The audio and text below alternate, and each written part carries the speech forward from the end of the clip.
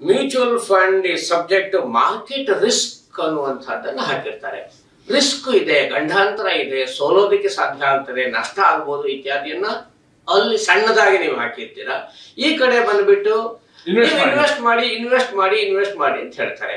So ಆ risk ಇದೆ ಅಂತ ನಾನು ಸುಮ್ಮನೆ ಕೂತ್ಕೊಳ್ಳೋದು ಒಳ್ಳೇದು, ಅಥವಾ ಇನ್ವೆಸ್ಟ್ ಮಾಡಿ ಅಂತ ಹೇಳಿ ಏಜೆಂಟ್ಸ್ ಪುಸಲಾಯಿಸುವಾಗ ಇನ್ವೆಸ್ಟ್ ಮಾಡುವಂಥದ್ದು ಒಳ್ಳೇದು ಅನ್ನುವಂಥ ಸಂದಿಗ್ಧ ಪರಿಸ್ಥಿತಿ ನಮ್ಮಂತ ಗ್ರಾಹಕರಿಗೆ ಅಥವಾ ಕಡಿಮೆ ಆದಾಯ ಇರುವಂತಹ ಹಳ್ಳಿಯವರಿಗೆ ಬಹಳ ಇದೆ. ಇದಕ್ಕೆ ನಾವು ಏನು ಉತ್ತರ ಕೊಡಬಹುದು?